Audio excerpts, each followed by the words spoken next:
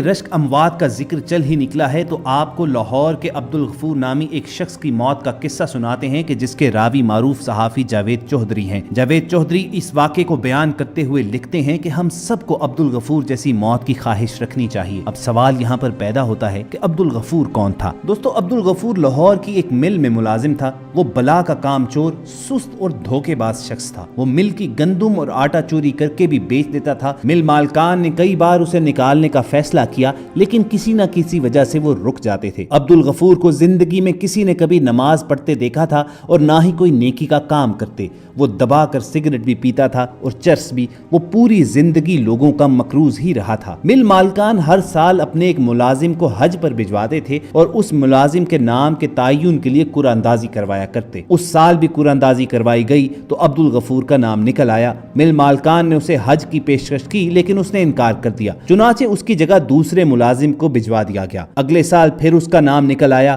عبدالغفور نے اس سال بھی انکار کر دیا۔ مل مالکان نے دوبارہ قرعہ اندازی کی، دوسری بار بھی اس کا نام آ گیا۔ پھر اس کے بعد تیسری قرعہ اندازی کی گئی تو پھر عبدالغفور کا نام آ گیا۔ تجربے کے طور پر مرتبان میں چوتھی مرتبہ عبدالغفور کا نام ہی نہ ڈالا گیا اور اس کی جگہ خالی پرچی ڈال دی گئی۔ چوتھی مرتبہ پرچی نکالی تو وہ خالی نکلی۔ گویا اللہ تعالیٰ ہر صورت عبدالغفور کو حج کروانا چاہتا تھا، لیکن وہ مان ہی نہیں رہا تھا۔ اس کا کہنا تھا کہ مجھے تو نماز بھی نہیں آتی، میں حج کر کے کیا کروں گا؟ آخر کار مل مالکان نے اس کے ساتھ ایک سودا کیا۔ انہوں نے کہا کہ اگر تم اس برس حج پر چلے جاؤ تو تمہیں پورے سال کی تنخواہیں اضافی دے دی جائیں گی۔ چنانچہ وہ لالچ میں آ گیا۔ اس کے لیے مولوی صاحب کا بندوبست کیا گیا۔ مولوی صاحب نے اسے نماز اور حج کا طریقہ سکھایا، دعائیں اور آیتیں یاد کروائیں اور اسے حج پر روانہ کر دیا گیا۔ عبدالغفور وہاں گیا، حج کیا، طواف الوداع کیا، عشاء کی آخری نماز پڑھی، سجدے میں گیا اور سجدے ہی میں انتقال کر گیا۔ وہ مرنے کے بعد دیر تک سجدے میں پڑا رہا۔ ساتھیوں میں سے کسی نے ہلایا تو معلوم ہوا کہ عبدالغفور تو انتقال کر چکا ہے۔ اب خواتین و حضرات، یہاں پر اللہ کے فیصلے دیکھیے۔ اسی رات حرم شریف میں نمازوں کی امامت کروانے والے ایک امام کا انتقال بھی ہو گیا۔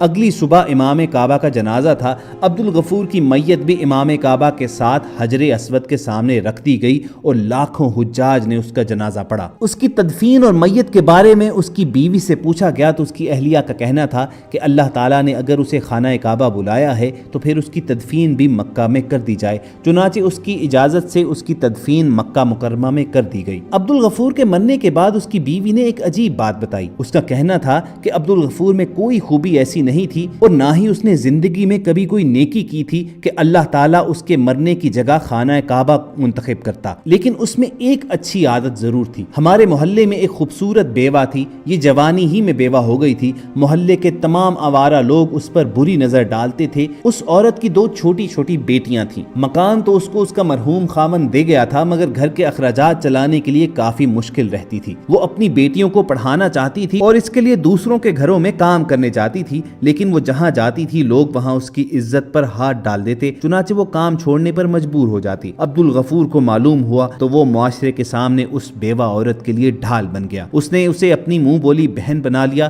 اور اسے گھر بٹھایا۔ اس کی دونوں بیٹیوں کو اسکول داخل کروا دیا۔ وہ لوگوں سے قرض لے کر اور مالکان کی فیکٹری سے چیزیں چوری کر کے ان بچیوں کو تعلیم دلاتا تھا اور ہفتے 10 دن بعد اپنی منہ بولی بہن کے گھر راشن بھی دے کر آتا تھا۔ وہ بیوہ عورت وہ سامان اٹھاتی اور ہمیشہ اسے دعا دیتی کہ جا میرے بھائی، اللہ تعالیٰ تمہارا خاتمہ ایمان پر کرے۔ عبدالغفور کی بیوی کا کہنا ہے کہ پہلے پہل ہمیں یہ دعا عجیب لگتی تھی، لیکن ہم چپ رہتے تھے۔ مل مالکان نے جب اسے پچھلے سال حج پر بھجوانے کی کوشش کی تو اس نے یہ سوچ کر انکار کر دیا کہ وہ اگر سعودی عرب چلا گیا تو اس کی بہن خود کو بے آسرا محسوس کرے گی۔ وہ اس برس بھی نہیں جانا چاہتا تھا، لیکن جب مل مالکان نے اسے پورے سال کی اضافی تنخواہ دے دی تو عبدالغفور نے وہ ساری رقم اپنی بہن کو دی۔ وہ حج پر چلا گیا اور عبدالغفور ایمان کی عظیم حالت ہی میں اللہ تعالیٰ کے پاس چلا گیا۔ خواتین و حضرات، ہم میں سے ہر کوئی اپنے دنیاوی مشاغل میں مصروف رہ کر زندگی گزار ڈالتا ہے، لیکن کوشش کرنی چاہیے کہ ہماری زندگی میں اور ہمارے نامہ اعمال میں کوئی نہ کوئی ایک نیکی ایسی ضرور موجود ہو، اور ہر دم اللہ تعالیٰ سے دعا کرنی چاہیے کہ ہمارا خاتمہ بالایمان ہو۔ انہی دعائیہ فکرات پر وائس ڈیلی کی آج کی ویڈیو کا اختتام بھی کریں گے۔ اگر آپ کو یہ ویڈیو اچھی لگی ہو